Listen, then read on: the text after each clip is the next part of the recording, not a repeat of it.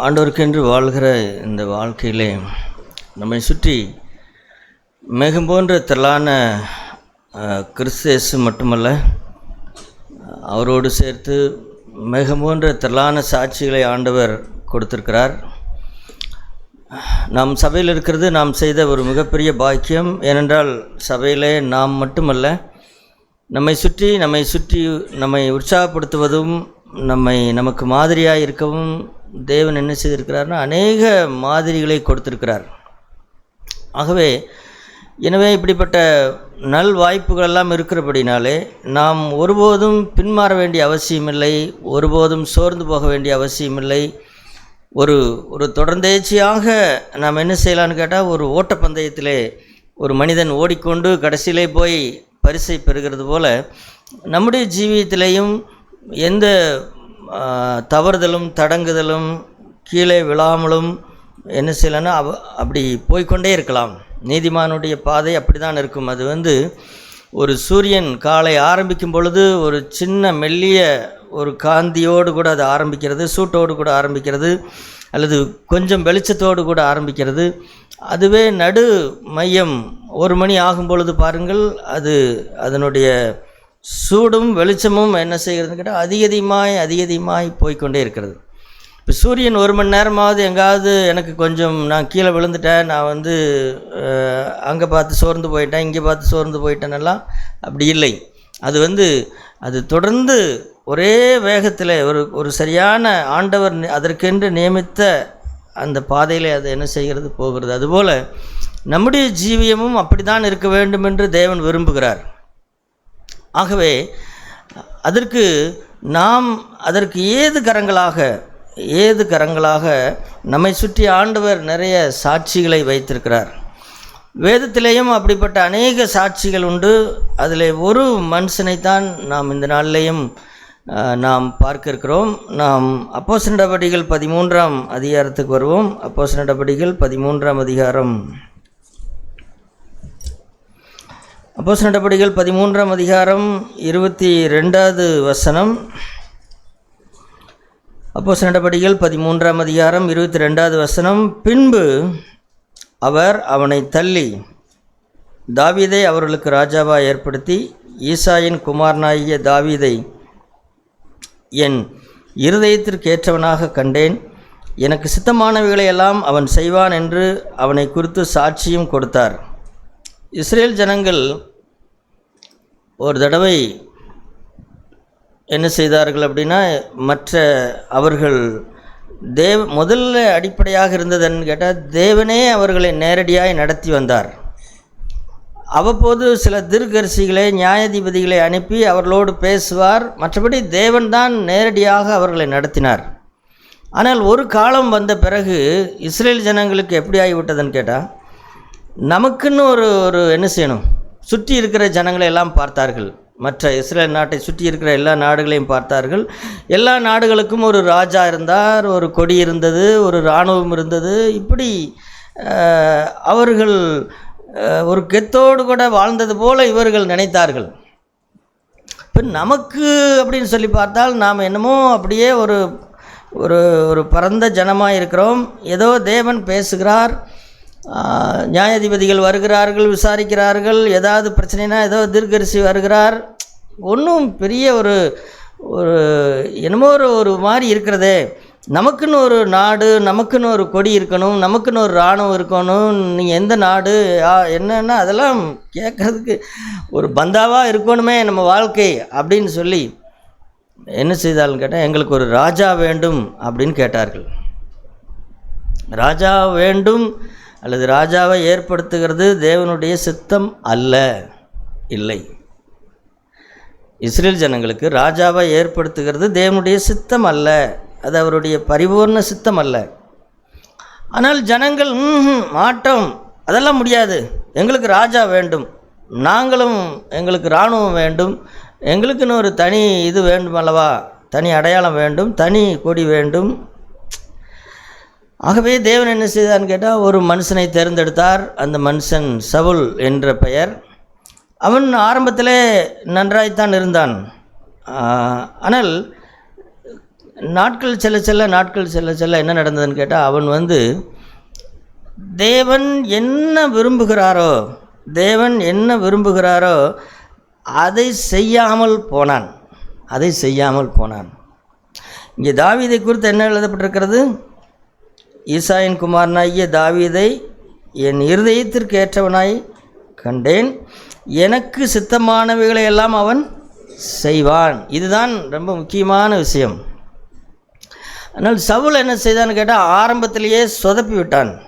ஆரம்பத்திலேயே அவன் ஒன்றும் அது என்னமோ அவனுக்கு ஒரு பெரிய தேவனை குறித்த ஒரு பெரிய வைராக்கியமெல்லாம் ஒன்றும் பெரிதாக இல்லை.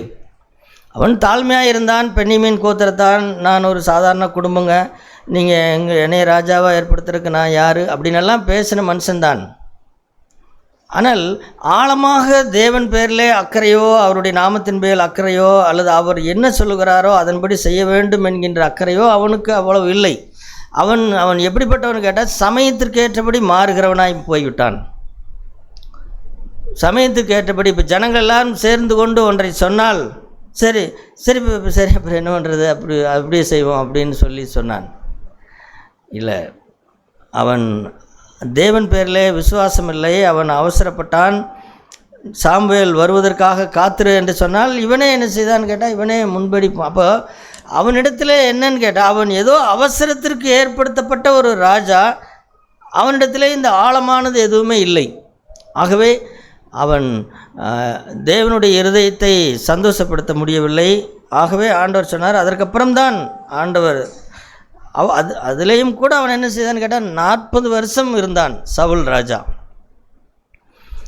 அதற்கப்புறம் ஆண்டவர் என்ன செய்தார்னா, இந்த வாலிபனை தாவீதை அவர் தெரிந்து கொண்டார். தாவீதை தெரிந்து கொண்டு அந்த வசனம் பாருங்கள், தாவீதை எப்படி கண்டார்? என்னுடைய இருதயத்திற்கு ஏற்றவன், என்னுடைய மனதிலே, என்னுடைய உள்ளத்திலே ஒரு விருப்பமான, இப்போ பொதுவாக ஒருவரை ஒரு கணவன் மனைவியோ அல்லது ஒரு வாலிபனோ வாலிபெண்ணோ எதிர்ப்பாளரை விரும்பும் பொழுது சொல்லுகிறது போல தான், என்னுடைய இருதயத்திலே யார் இருக்கிறார்? என்னுடைய இருதயத்திலே நீ தான் இருக்கிறாய், அல்லது நீ என்னுடைய இருதயத்திற்கு ஏற்றவன் அப்படின்னு சொல்லுகிறது போல, ஆண்டவருடைய இருதயத்தை அந்த காலகட்டத்திலே அவருடைய இருதயத்திற்கு ஏற்ற மனுஷனாக இருந்தது யார் அப்படின்னா தாவீது.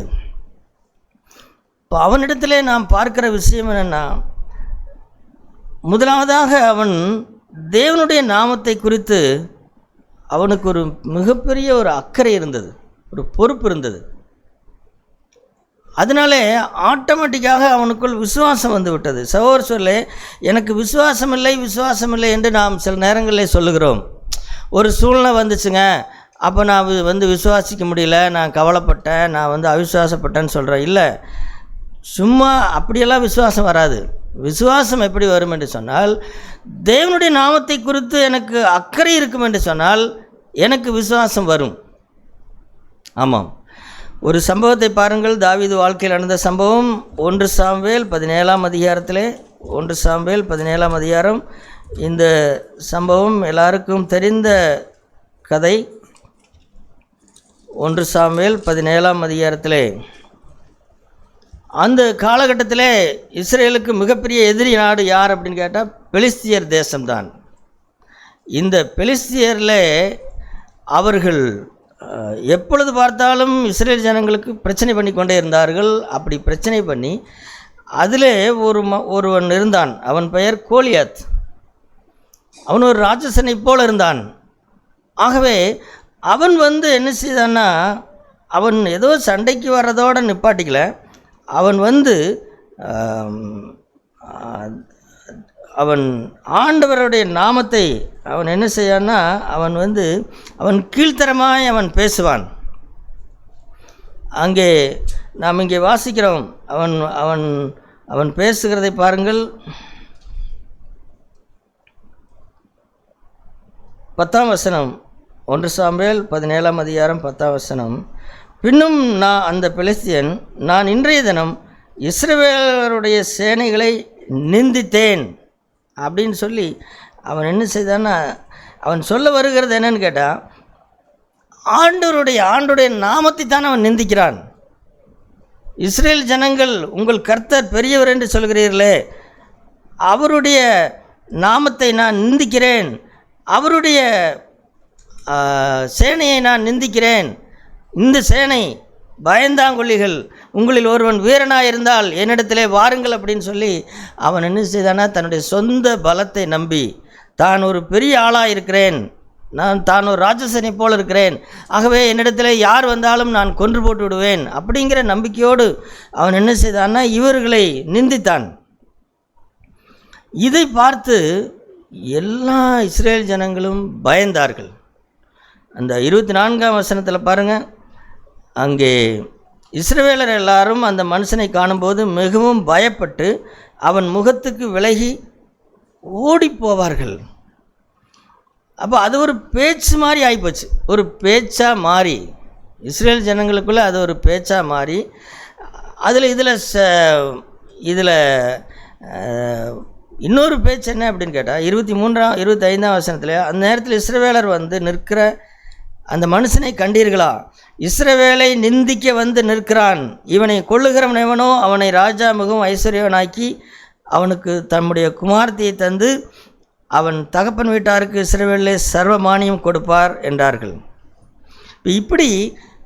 இப்படிப்பட்ட பேச்சு தான் பேசினாங்களே தவிர, பார்த்தீங்களா இந்த கோலியாத்தை பார்த்தீங்களா, அவனுடைய பேச்செல்லாம் பார்த்தீங்களா அப்படின்னு சொல்லி இப்படி தான் பேசுனாங்களே தவிர, ஒருவராகிலும் என்ன செய்யலைன்னு கேட்டால் தேவனுடைய நாமத்தை நிந்திக்கிறானே. இஸ்ரேல் இராணுவத்தை, இஸ்ரேல் தேவனுடைய இராணுவம், இப்போ ஒரு இராணுவத்தை, ஒரு நாட்டுடைய இராணுவத்தை போய் நீங்கள் கீழ்த்தரமாய் பேசினீர்கள் என்று சொன்னால், ஏதோ அந்த நாட்டு, இப்போது இந்தியாவிலே ஒரு பிரச்சனை என்று வைத்துக்கொள்வோம், அல்லது இந்தியாவுக்கு அயல் நாட்டில் ஒரு பிரச்சனை என்று வைத்துக்கொள்வோம். அவர்கள் என்ன செய்வார்கள் அப்படின்னு கேட்டால், அந்த நாட்டு தூதரை வரவழைத்து தான் அந்த கண்டனத்தை தெரிவிப்பார்கள். அப்போ அந்த தூதரை எப்படி நடத்துகிறார்களோ அப்படி தான், அதுதான் அந்த நாட்டு மேல் வைத்திருக்கிற இவர்களுடைய மதிப்பு. ரொம்ப பிரச்சனையானால் இங்கே பாருங்கள், பொட்டியை கட்டிட்டு ஓடி போயிருங்க, நீங்கள் வந்து இந்த நாட்டில் இருக்கக்கூடாது அப்படின்னு சொல்லி அந்த தூதர் தான் மிக முக்கியம். அப்போ அந்த மாதிரி இஸ்ரேல் தேவனுடைய நாமத்தை தரித்து கொண்டிருக்கிற இஸ்ரேல் ஜனங்களை, பொதுவாக அந்த இராணுவ வீரரை நிந்திக்கும் பொழுது என்ன நடக்கும் அப்படின்னு கேட்டால், என்ன அடிப்படையில் நடக்கும்னு கேட்டால், தேவனையே நிந்திக்கிற மாதிரி ஒரு நாட்டு தூதரை திருப்பி அனுப்பினால், அல்லது அந்த நாட்டு தூதரை கூப்பிட்டு அவரிடத்தில் பேசினாலே அதுவே என்னதுன்னு கேட்டால் அந்த நாட்டை கண்டிக்கிறது போல, ஒரு தூதரை கண்டித்தாலே அந்த நாட்டை கண்டிக்கிறது போல தான். அதே போல தான் இந்த கோலியாத் என்ன செய்தான்னு கேட்டால், இஸ்ரேல் இராணுவத்தை நிந்தித்தது என்ன அடிப்படையில்னு கேட்டால் ஆண்டவரை நிந்தித்தான். அப்போ இதை பார்த்து கொண்டு எல்லாரும் என்ன செய்தாலும் கேட்டால், எல்லாரும் இப்படி என்ன பண்ணுறது அப்படின்ட்டு இருந்தாங்க. ஆனால் அந்த நேரத்தில் தான் தாவீது வந்தான்.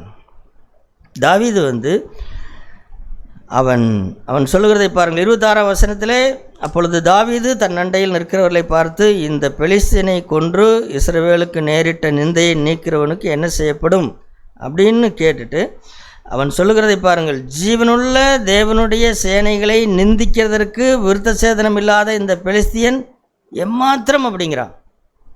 இவன் யார்? இவன் ஜீவனுள்ள தேவனுடைய சேனை, இந்த சேனையை நிந்திக்கிறதற்கு இவன் யார் அப்படின்னு அவனுக்கு அந்த தேவனுடைய நாமத்தின் மேலே இருக்கிற அந்த அக்கறை பாருங்கள், அதுதான் மிக மிக முக்கியம். சகோதரர்களே, நமக்கு தேவனை அறிந்திருக்கிற நமக்கு என்ன வேண்டும் அப்படின்னா, எப்பொழுது பார்த்தாலும் நமக்கு என்ன நடக்கிறது, எனக்கு எனக்கு எனக்கு என்ன நடக்கிறது அப்படிங்கிறது அல்ல. தேவனுடைய நாமம் மையப்படணும், தேவனுடைய நாமம் பரிசுத்தப்படணும் அப்படின்னு அந்த வைராக்கியத்தினாலே நாம் நிறைந்திருக்க வேண்டும். அது என்னுடைய வாழ்க்கையிலே அப்படியானால் அதற்கு முதல் காரியம் என்ன? என்னுடைய வாழ்க்கையின் மூலமாக ஆண்டவருடைய நாமம் தூசிக்கப்படக்கூடாது அப்படின்னு சொல்லி அந்த வைராக்கியம் இருந்தால்தான் அந்த வைராக்கியம் அடுத்ததாக மற்றொரு போகும். சொல்லி இன்றைக்கு இந்த சுயநலமில்லாத இந்த இப்படிப்பட்ட மக்களை கண்டுபிடிக்கிறது வெகு வெகு குறைவாக இருக்கிறது. பவுலுடைய ஊழிய குழுவிலே பல பேர் இருந்தார்கள். ஆனால் பவுல் கடைசியிலே சொல்லுகிறார், எல்லாரும் தனக்கானதை தேடுகிறார்கள், தீமோத்தி ஒருவன் மட்டும்தான் தேவனுக்குரியதை தேடுகிறான். எல்லா ஊழியக்காரர்களுமே ஊழியக்காரர் இடத்துல இருக்கிற பிரச்சனை, ஊழியக்காரர் அது பவுல் குழுவில் இருந்தவர்கள் இடத்துல இருந்த பிரச்சனைன்னு கேட்டால், எல்லாரும் தங்களுக்கென்று ஒரு பிரச்சனை வரும்பொழுது தங்களை பற்றி ஏதாவது தப்பாக பேசிட்டாங்கன்னா, தங்களை தவறாய் புரிந்து கொண்டு விட்டால் அப்படியே மனம் புண்பட்டுருவாங்க. அப்புறம் ஆண்டுடைய நாமத்தை குறித்தோ அவருடைய காரியங்களை குறித்தோ பெருசாக அக்கறை எடுத்துக்க மாட்டாங்க. ஆனால் தீமோத்தி அப்படிப்பட்டவன் அல்ல. தீமோத்தியோ வேறு விதமாக இருந்தான். அதே போல் சகோதர சகோதரிகளே, நாம் தேவனை அறிந்திருப்போம் என்று சொன்னால் தேவனுடைய நாமத்தை குறித்து, அதனால தான் ஆண்டவர் முதல்ல ஜெபிக்க கற்றுக் கொடுக்கும் பொழுது அன்றன்றுள்ள அப்பத்தை தாரும் அப்படிங்கிற ஜெபத்தை எப்பொழுது சொன்னார்? ஒரு 2-3 வரிகள் கழித்து தான் சொன்னார். முதல்ல என்ன சொன்னார்? பரலோகத்தில் இருக்கிற பரமண்டலங்கள் இருக்கிற எங்கள் பிதாவே, உம்முடைய நாமம் பரிசுத்தப்படுவதாக, உம்முடைய நாமம் மகிமைப்படுவதாக அப்படின்னு அதுதான் முதல்ல வரணும். அன்றன்றுள்ள அப்பத்தை எங்களுக்கு தாரும் அப்படிங்கிறதெல்லாம் 3வது 4வது விஷயங்கள் தான்.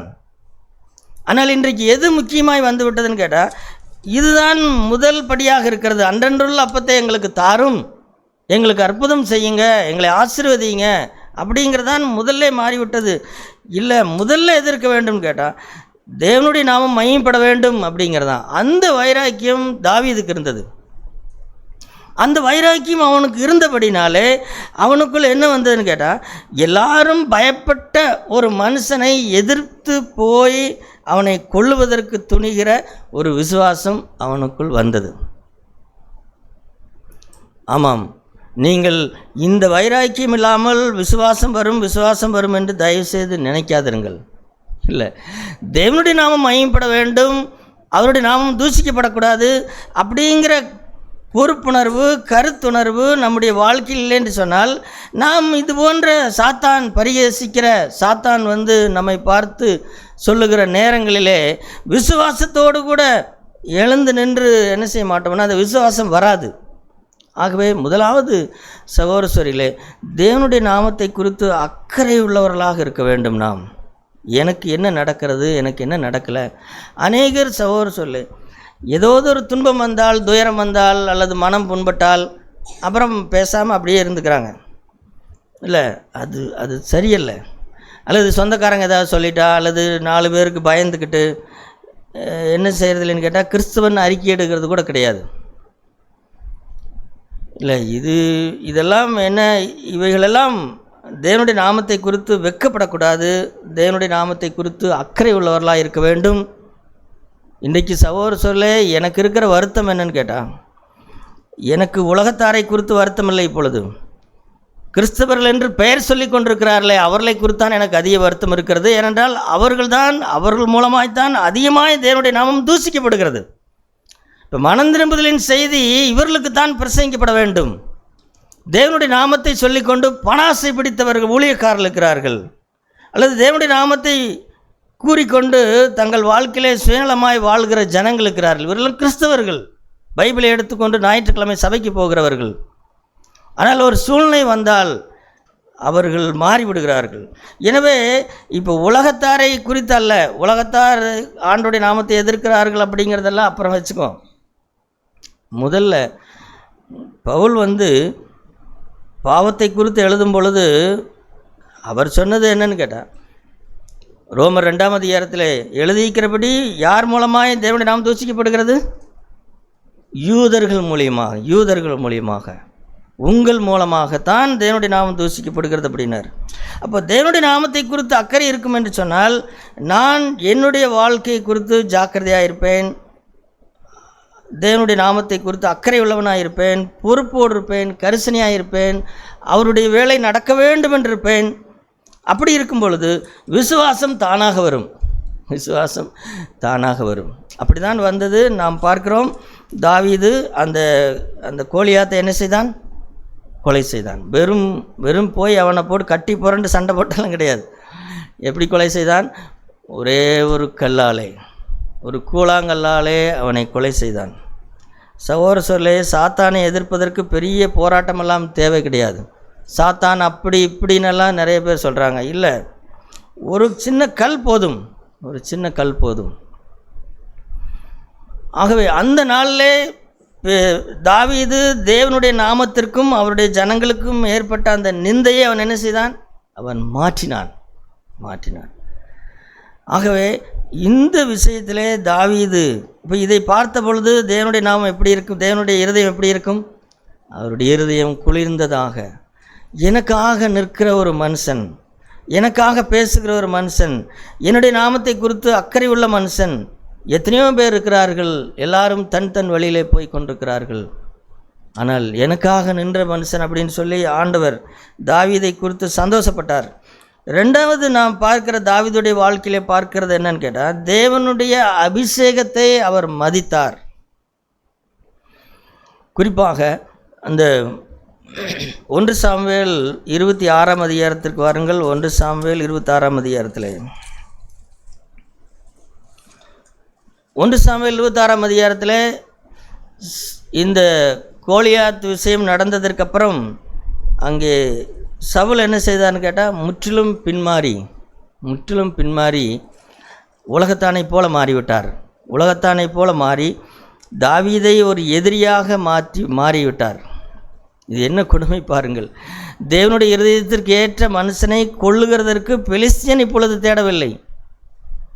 பெலிஸ்தியர்கள் எல்லாரும் ஓடி ஒளிந்து விட்டார்கள். ஆனால் தேவனுடைய நாமத்திற்கு, தேவனுடைய இருதயத்திற்கு ஏற்ற ஒரு மனுஷனை கொள்ளுகிறதற்கு தேடுகிறது யார்?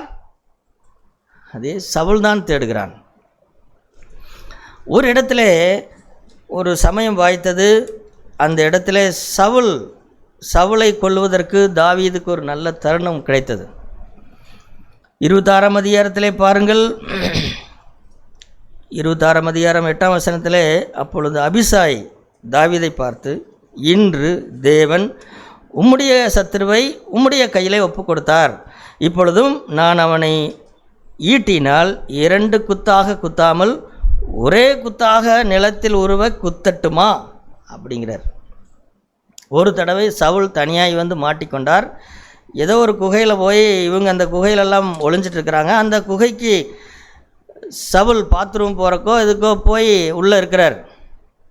அப்போ தாவீதுடைய கூட இருக்கிற அவனுடைய சேனாதிபதியை போல் இருக்கிற ஒரு மனுஷன் சொல்கிறான், அவனை 2 குத்தெல்லாம் குத்த வேண்டாம், ஒரே குத்தி என்ன செய்ய போகிறேன்?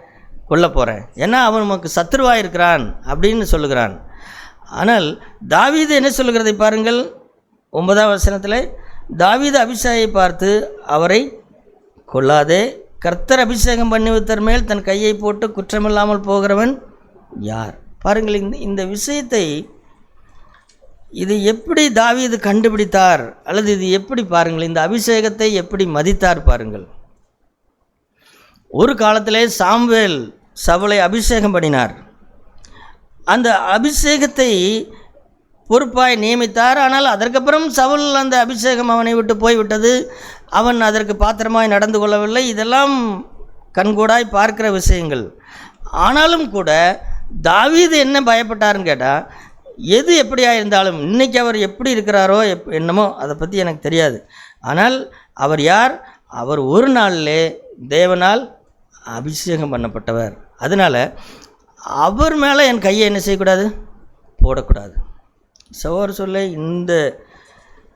இந்த பயபக்தி, இது என்ன பயபக்தின்னு கேட்டால், சவுலை தாவீது நல்லவன் அப்படின்னு அப்படி சொல்ல, மாறாக அவர் எதற்காக சவுலை கொல்லவில்லை அப்படின்னா, இதுதான் காரணம். அவர் ஒரு காலத்திலே தேவனால் அபிஷேகிக்கப்பட்டவராக இருந்தார் அப்படிங்கிறதான். ஆகவே இந்த விஷயம் இதுவும் தேவனை சார்ந்திருக்கிற விஷயம்தான். தேவனால் சகோதரர் சொல்ல, எனவே தான் நாம் கிறிஸ்தவர்களை குறித்து பொதுவாக பேசலாம், தவறில்லை. ஆனால் ஒரு தனிப்பட்ட ஊழியக்காரனை பெயர் சொல்லி என்ன செய்துவிடக்கூடாதுன்னா நாம் பேசக்கூடாது. அவர்களை கொள்ளுகிறதை போல நாம் பேசக்கூடாது. பொதுவாக கிறிஸ்துவ ஊழியர்களுடைய நிலைகளை, அவர்களுடைய காரியங்களை, பணாசைகளை, தவறான ஊழிய முறைகளை நாம் பேசலாம். ஆனால் ஒருபோதும் என்ன செய்யக்கூடாதுன்னா தனிப்பட்ட ஒரு மனுஷனை பெயரை சொல்லி பேசக்கூடாது. ஏனென்றால் இன்றைக்கு அவர்கள் அபிஷேகத்தை இழந்து போயிருக்கலாம். ஆனால் ஒரு காலத்தில் அவர்கள் தேவனால் அபிஷேகிக்கப்பட்டவர்கள். ஆகவே தான் தனிப்பட்ட முறையிலே யாரையும் நாம் என்ன செய்யக்கூடாதுன்னா நியாயந்திருக்கக்கூடாது. ஆமாம், ஒருவருடைய கிரிகளை பார்த்து இனி இவரோடு இருக்கக்கூடாது அப்படின்னு முடிவு பண்ணலாம், தவறில்லை. நான் இந்த சபைக்கே போக மாட்டேன் அப்படின்னு கூட முடிவு பண்ணலாம்.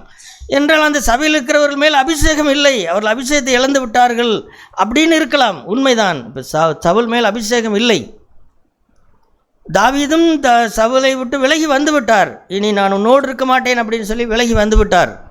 நாமும் அப்படி விலகி வந்து விடலாம். இன்றைக்கு எத்தனையோ சபைகளிலே சகோதரர்களே கூட்டம் இருக்கிறது, பாட்டு இருக்கிறது, இசைக்கருவியில் இருக்கிறது, அபிஷேகம் இல்லை, ஆவியானவர் இல்லை. ஆவியானவர் என்றால் குதிக்கிறது என்று ஆவியானவர் என்ற அர்த்தமா? மாரியாத்தா கோயிலில் பாருங்கள், போய் குதிச்சுட்டு இருக்கிறத பாருங்கள். நீங்கள் என்ன சபையில் டான்ஸ் ஆடுறீங்க? இதை விட அருமையாக நளினமாக நேர்த்தியாக ஆடக்கூடியவர்கள் புற மதத்தில் இருக்கிறார்கள். ஆகவே ஆவியானவர் இருக்கிறார் என்பதற்கு அர்த்தம் குதிக்கிறதும் இதெல்லாம் அல்ல, இவைகளெல்லாம் குப்பைகள். மாறாக அபிஷேகம் வேண்டும்.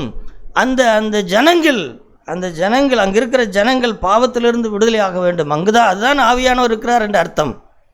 சபையில் இருக்கிறவர்களுக்கு பாவத்திலிருந்து விடுதலை இல்லை, அவர்களுடைய குடும்ப வாழ்க்கை மாறவில்லை, தனிப்பட்ட வாழ்க்கை மாறவில்லை. ஆனால் ஞாயிற்றுக்கிழமை போய் நன்றாக ஆராதித்து விட்டு வருகிறார்கள் என்றால் அங்கே ஆவியானவர் இருக்கிறாரா என்று எனக்கு தெரியல. கர்த்தருடைய ஆவி எங்கேயோ அங்கே என்ன உண்டு? விடுதலை உண்டு. அது என்ன விடுதலை? பாட்டு இந்த மாதிரி ஆட்டம் பாடுற விடுதலை கிடையாது. மாறாக பாவத்திலிருந்து விடுதலையாக வேண்டும், சுயநலத்திலிருந்து விடுதலையாக வேண்டும், பண ஆசையிலிருந்து விடுதலையாக வேண்டும், மனுஷனுடைய மதிப்பிலிருந்து விடுதலையாக வேண்டும். அதுதான் ஆவியானவர் இருக்கிறார் என்ற அர்த்தம். இப்படி ஆவியானவர் இல்லாத நான் எந்த சபையிலே நான் இருக்க மாட்டேன். அது தவறில்லை, நான் வெளியே வந்து விடலாம். ஆனால் தனிப்பட்ட ஒரு மனுஷனை நான் என்ன செய்யக்கூடாதுன்னா, நான் கரம் நீட்டி நான் பேசக்கூடாது. அதுதான் தாவீதிடத்திலிருந்து கற்றுக்கொள்கிற ஒரு நல்ல பாடம். அதற்கு காரணம் இந்த ஒன்றுதான். தேவனுடைய அபிஷேகத்தை அவர் மதித்தார். தேவனுடைய அபிஷேகத்தை மதித்தார். சரியப்பா, இப்போ இவனை வந்து கொல்லாமுட்டா இவனால தான் பெரிய பிரச்சனையாக இருக்குதே, பெரிய பிரச்சனையே வந்தாலும் பரவாயில்ல, அவர் என்னை கொன்றாலும் பரவாயில்ல, அவர் என்னை கொன்றாலும் பரவாயில்ல, நான் தேவனால் அபிஷேகம் பண்ணப்பட்ட மனுஷனை நான் என்ன செய்ய மாட்டேன். அப்போ தேவனுடைய இதுதான் சொல்லே தேவனுடைய இருதயத்தை குளிர்வித்த ஒரு விஷயம், தாவீது இடத்துல இருந்த நல்ல குணம். சரி, கடைசியாக இப்படிப்பட்ட தாவீது என்ன ஆனார்னு கேட்டால், ஒரு காலத்தில் நல்ல வாலிபனாக இருந்த பொழுது நன்றாக இருந்தார். இந்த விஷயங்கள்லாம் ஏறக்குறைய வாலிபனாக இருந்த காலத்திலே நடந்த விஷயங்கள், ஒரு 17 வயதிலிருந்து 30 வயதிற்குள்ளாக நடந்த விஷயங்கள். ஆனால் காலம் போன்றது, காலம் சென்று கொண்டே இருந்தது. கிட்டத்தட்ட ஒரு 50 வயதாகும் பொழுது அவர் என்ன செய்து விட்டார்னா, அவர் பின்மாற ஆரம்பித்தார். அவர் பாவத்திலே விழுந்தார். 50 வயதாகும் பொழுது கொஞ்சம் சோம்பல் வந்து விடுகிறது. அதில் அந்த ஜாக்கிரதை பழையபடி ஜாக்கிரதை இல்லை. இப்பொழுது பழையபடி ஜாக்கிரதை இல்லை. தேவனுக்காக நிற்கிற, அவருடைய நாமத்திற்காக வைராக்கியம் பாராட்டுகிற அந்த வைராக்கியம் இல்லை. கொஞ்சம் படுப்போம், தூங்குவோம், படுத்து கிடப்போம் அப்படின்னு என்ன செய்கிறது வந்து விடுகிறது. அப்படி ஒரு நேரத்திலே யுத்தத்திற்கு போகாமல் வீட்டில் இருந்த பொழுது தான் அவன் அந்த பாவத்தை செய்தான். சரி, அதை பற்றி நாம் பேசப்போவதில்லை. மாறாக அவன் எப்படி மனம் திரும்பினான், அது தேவனுடைய இருதயத்திற்கு எப்படி இருந்தது அப்படிங்கிறதை மட்டும் பார்க்கலாம். சங்கீதம் 51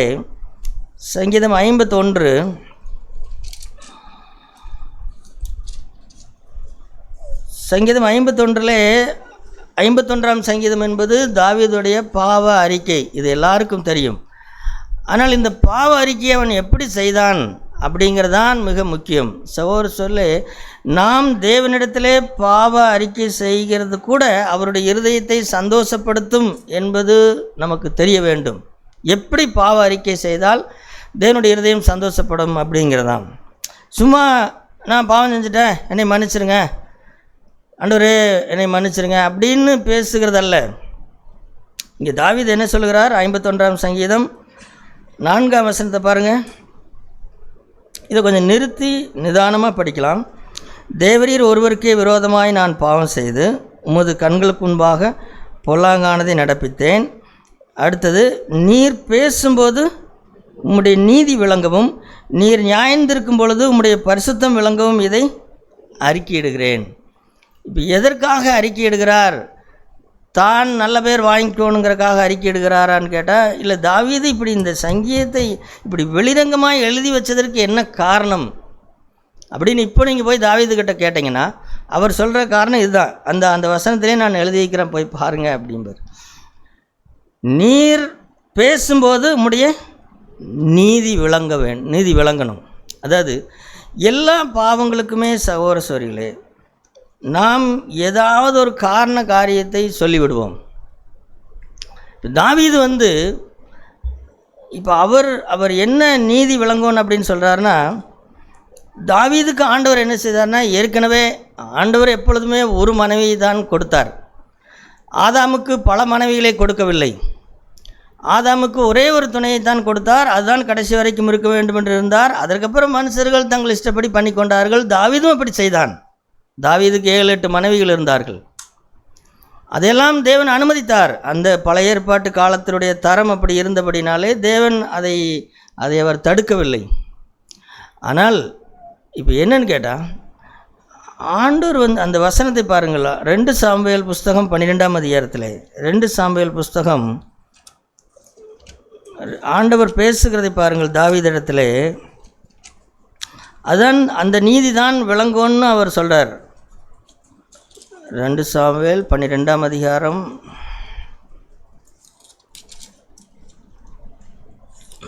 2 சாமுவேல் 12ஆம் அதிகாரத்தில் 8ஆம் வசனத்தை பாருங்கள். கர்த்தர் நாத்தான் தீர்க்கதரிசி தாவீதினிடத்தில் அனுப்புகிறார். நாத்தான் தீர்க்கதரிசி போய் அவனுடைய பாவத்தை அவனுக்கு உணர்த்துகிறார். உணர்த்தி அவர் சொல்லுகிறது என்ன அப்படின்னா, 8ஆம் வசனத்தில், உன் ஆண்டவனுடைய வீட்டை உனக்கு கொடுத்து உன் ஆண்டவனுடைய ஸ்திரீகளையும் உன் மடியிலே தந்து இஸ்ரவேல் வம்சத்தையும் யூதா வம்சத்தையும் உனக்கு கையளித்தேன். இது போதாதிருந்தால் இன்னும் உனக்கு வேண்டியதை தருவேன். உனக்கு என்னப்பா குறை? அப்போ என்னென்னா, நான் பாவ அறிக்கை செய்யும் பொழுது இப்படி தான் சொல்லணும். என்ன சொல்லணும்னா, ஆண்டவரே எனக்கு போதுமானது இருந்தது. ஆண்டவரே, நான் ஒரு ஸ்திரியை இச்சித்தது என்னுடைய கொழுப்புனால இச்சித்தேன். நான் என்னுடைய கொழுப்பு, என்னுடைய திமிரு எனக்கு, அதாவது ஆண்டவர் எனக்கு வாழ்க்கையில் குறை வச்சுட்டாருங்க. அதனால தான் நான் திருடணுங்க. எனக்கு சாப்பாட்டுக்கு இல்லைங்க, எனக்கு அதுக்கு இல்லைங்க, எனக்கு அது இதனாலங்க. அப்புறம் நான் என்ன பண்ணுறதுங்க, நான் அப்புறம் திருடிட்டேனுங்க, நான் இச்சிச்சிட்டேனுங்க அப்படின்னு மனுஷன் சகோதர சொல்லு. இந்த குறையினால் இப்போ நானும் என்ன பண்ணுறது, நானும் பேசிட்டேன், நானும் இப்படி எல்லா பாவத்திற்கும் சகோதர சொல்லே நாம் சுத்தமாக பாவ அறிக்கை செய்கிறது கிடையாது. ஏதோ ஒன்று இழுக்கிறோம். நான் ஒரு வாரம் வேலை இல்லைங்க, அப்புறம் நான் என்ன பண்ணுறதுங்க, வாயை பேசிட்டேனுங்க. இல்லை, தேவன் நீதிபரர் உனக்கு வேண்டியதை கொடுத்திருக்கிறார். இது போதாது இருந்தால் இன்னும் தருவார். ஆனால் நீ எனக்கு ஏதோ உனக்கு மனைவியே இல்லாத மாதிரியும் உன்னுடைய பாலிய உணர்வுகளை தீர்த்து கொள்வதற்கு வேறு வழியே இல்லாத மாதிரியும் இப்படி பண்ணிட்டியே. என்னை நியாயப்படி கேட்டிருந்தீன்னா உனக்கு கொடுத்துருப்பனே. இது பழைய ஏற்பாட்டின் தரம், புதிய ஏற்பாட்டின் தரம் அல்லது. அப்போ ஆண்டவர்கிட்ட போய், ஆண்டவரே நான் பாவம் செய்யக்கூடாது, எனக்கு இந்த தேவை இருக்கிறது, எனக்கு தாரும் அப்படின்னு சொல்லி கேட்டால் தேவன் தருவார். அல்லது ஏதோ நான் எனக்கு இல்லைங்க அதனால தானே இப்படி செஞ்சுட்டேனுங்க அப்படின்னு சொல்லக்கூடாது. அப்படி பாவ அறிக்கை செய்யக்கூடாது. அதனால தான் தாவீது சொல்கிறார், எனக்கு எல்லாம் நல்லா இருந்தது, நான் என்னுடைய கொழுப்பினால், என்னுடைய இச்சை அடக்கமில்லாத தன்மையினால், என்னுடைய கண்களை கட்டுப்படுத்தாதனால, அதனால தான் நான் பாவம் செஞ்சேன். ஆண்டவர் எனக்கு எந்த குறையும் வைக்கலைங்க. எனக்கு சாப்பாடு இன்றைக்கு எத்தனையோ சிங்கக்குட்டிகள் பட்னிகாய் கிடக்கிறது. ஆனால் கர்த்தர் என்னை போஷிக்கிறார், என்னை உடுத்து வைக்கிறார், எனக்கு தேவையானதெல்லாம் தந்திருக்கிறார். ஆகவே நானாகத்தான், நான் வேணுக்குன்னு தான் செஞ்சேன் அப்படின்னு பாவ அறிக்கை செய்யணும். அதே போல் அவர் இன்னொன்றை சொல்லுகிறார், உம்முடைய பரிசுத்தம் விளங்கவும் இதை அறிக்கையிடுகிறேன். இது உம்முடைய பரிசுத்தம் அல்ல. தான் செய்த காரியம் உம்முடைய பரிசுத்தம் அல்ல. சகோதர சொல்லே, பாவ அறிக்கை செய்யும் பொழுதே எது பாவம் எது தேவனுடைய பரிசுத்தம் என்பதை அறிந்திருக்க வேண்டும். ஆண்டவரே, நான் கண்களினாலே ஒரு சிறியச்சியோடு பார்த்தால் இது உம்முடைய பரிசுத்தம் இல்லை ஆண்டவரே, அல்லது நான் நாவினாலே பேசினது உம்முடைய பரிசுத்தம் இல்லை, ஆகவே இதை அறிக்கையிடுகிறேன். இது நான் அறிக்கையிடாமல் இருந்தால் அது சரிதானுங்கிறது போல் ஆயிரும். சில பேர் முழு உண்மையும் பேசுறது கிடையாது, அதனால் அவங்க சொன்னது சரியாக தான் இருக்குமோ அப்படின்னு நினைக்கிற மாதிரி ஆயிடுது. இல்லை, நான் அறிக்கையிட்டால்தான் இது தேவனுடைய பரிசுத்தம் இல்லைங்கிறது எல்லாருக்கும் தெரியும். இது தேவனுடைய பரிசுத்தம் இல்லை. ஒரு சத்தம் போட்டு வீதியிலே போகிற எவனும் அவருடைய சத்தத்தை கேட்டதில்லை என்று இருக்கிறதே. ஆனால் நான் என்னுடைய மனைவியிடத்திலே பேசுகிற சத்தத்தை வீதியில் போகிறவங்க கேட்டுட்டு போகிறாங்களே. ஆண்டவரே, இது உம்முடைய பரிசுத்தம் இல்லை, ஆகவே இதை அறிக்கை செய்கிறேன் அப்படின்னு சொல்லணும். அதுக்காக தான் அறிக்கை எடுக்கிறேன். அப்போது தேவன் பாவ அறிக்கையிலே இந்த ரெண்டும் இருக்க வேண்டும். ஒன்று, தேவன் எனக்கு எந்த குறையும் வைக்கவில்லை, அவர் என்னை விட்டு விலகுவதும் இல்லை, என்னை கைவிடுவதும் இல்லை. அதே போல் நான் செய்த காரியங்களை ஏன் அறிக்கை செய்கிறேன்? இது தேவனுடைய தரம் இல்லை, இது தேவனுடைய பரிசுத்தம் இல்லை அப்படின்னு அறிக்கை செய்தார். ஆகவே சகோதரர்களே, இந்த தாவீது தேவனுடைய இருதயத்திற்கு ஏற்ற மனுஷனாக இருந்தான் என்கிறதிலே ஏதாவது சந்தேகம் இருக்கிறதா? தேவன் என்னவெல்லாம் விரும்பினாரோ அதையெல்லாம் அவன் செய்தான். அவருக்கு சித்தமானதையெல்லாம் செய்தான். தேவனுக்கு சித்தமானதை செய்யாமல் நீங்கள் அநேக ஊழியங்களை செய்தும் பிரயோஜனமில்லை. தேவரீர் உமக்கு சித்தமானது என்ன? இப்போ ஆண்டவர் கடைசி நேரத்தில் மத்திய 7ஆம் அதிகாரத்தை சொல்லும் பொழுது, என்னை நோக்கி கர்த்தாவே கர்த்தாவே என்று சொல்லி என்னங்க பிரயோஜனம்? பரலோகத்தில் இருக்கிற என் பிதாவின் சித்தத்தின்படி செய்யாமல் என்னை நோக்கி சும்மா ஆண்டவரே கர்த்தாவே அப்படின்னு சொல்லி என்ன பிரயோஜனம் அப்படின்னு அந்த சித்தத்தை, தேவனுடைய சித்தத்தை செய்கிறதை அவ்வளோ வலியுறுத்தி அவர் பேசினார். எனக்கு சித்தமானதையெல்லாம் அவன் செய்வான் அப்படின்னு. அப்போது தாவீதிடத்திலிருந்து நாம் கற்றுக்கொள்கிற பாடம் என்ன? தேவனுடைய நாமத்தை குறித்து ஒரு பொறுப்புணர்வு, ஒரு வைராக்கியம். அப்படி தான் இருக்கணும். ஆண்டுடைய நாமத்தை காட்டி கொடுக்கக்கூடாது. ஆமாம், இன்னைக்கு இருந்து நாளைக்கு சாகிற மாமச்சானுக்கு பயந்துக்கிட்டு தயவுசெய்து நீங்கள் என்ன செய்யாருங்கள்? தேவனுடைய நாமத்தை அபகீர்த்தி பண்ணாதிருங்கள்.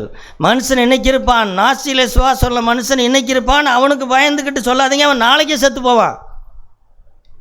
ஆமாம், தேவனுடைய நாமத்திற்காக நில்லுங்கள், ஆண்டவருடைய நாமத்தை முக்கியப்படுத்துங்கள், அவருடைய நாமம் மையப்படணும் அப்படின்னு அந்த கரிசனை, ஆண்டவருடைய நாமத்தை குறித்தான ஒரு கரிசனை நமக்கு வேண்டும். அவருடைய அபிஷேகத்தை குறித்த பொறுப்புணர்வு வேண்டும். அது ஒரு வாலிபனாக இருந்தாலும் கூட நான் அபிஷேகத்தை மதிக்கிறேன். நான் சபையில் யாரை மதிக்கிறோம் அப்படின்னு கேட்டால், ஏதோ பெரிய பெரிய தொழிலதிர்வுகளையும் பெரிய பெரிய ஆட்களையும் அல்ல சகோதர சொல்லை. ஒரு வாலிபன் மேல் தேவனுடைய அபிஷேகம் இருக்கிறதா, அதை நான் மதிக்கிறேன். ஆமாம், டாக்டர் இன்ஜினியர்களெல்லாம் கிடையாது, பணம் படைத்தவர்களை கிடையாது. தேவனுடைய அபிஷேகம் யார் மேல் இருக்கிறதோ அவர்களை நான் மதிக்கிறேன். ஆகவே அதே போல் நம்முடைய பாவ அறிக்கையும் சகோதர சொல்லே தேவனை மையப்படுத்த வேண்டும். எனக்கு எந்த குறையை நீங்கள் வைக்கல ஆண்டவரே, நான் தான் வேணுக்குன்னு தான் வாய் சும்மா இருக்க மாட்டேங்குதுன்னு நான் பேசிட்டேன் ஆண்டவரே. அதே போல் நான் செய்தது தேவனுடைய பரிசுத்தம் இல்லை, இது தேவனுடைய நான் பேசின விதம், அதை நான் அறிக்கை எடுக்கிறேன். ஏன் அறிக்கை எடுக்கிறேன்? இப்போ ஏன் ஒருத்தர்கிட்ட போய் மன்னிப்பு கேட்குறோம்? பிரதர் தயவுசெய்து என்னை மன்னிச்சிருங்க. நான் இந்த வாரத்தில் கொட்டக்கோ ஒரு பிரதர்கிட்ட போய் மன்னிப்பு கேட்டேன், பிரதர் நான் அப்படி பேசியிருக்கக்கூடாது அப்படின்னு சொல்லி. ஏன் பேசியிருக்கு? இப்போ என்ன அவருக்கு எனக்கு பெரிய விரோதமெல்லாம் ஒன்றும் ஆகலை. ஏன் நான் போய் அறிக்கையிட்டேன் அப்படின்னா, இது தேவனுடைய தரம் இல்லை, தேவனுடைய பரிசுத்தம் இல்லை. இயேசு பேசியிருந்தால் இப்படி பேசியிருக்க மாட்டார். நான் ஒன்றும் அவரை தூசணமாலாம் பேசலை, சும்மா ஒன்று பேசினேன். ஆனால் அது ஏன் போய் அறிக்கை செய்ய வேண்டும்? இது தேவனுடைய பரிசுத்தம் இல்லை, தேவன் இப்படி பேசியிருக்க மாட்டார். ஆகவே பிரதர் நான் அப்படி பேசியிருக்கூடாது, சாரி அப்படின்னு அந்த தரத்தை, இது தேவனுடைய தரம் அல்ல அப்படிங்கிறது அதை காண்பித்துக்கோ. இல்லைன்னு சொன்னால், ஓ இதுதான் சரி போல், இப்படி தான் பேசணும் போல், அதெல்லாம் ஒன்றுமில்லை போல் அப்படின்னு ஆயிரும். தேவன் நமக்கு உதவி செய்வராக.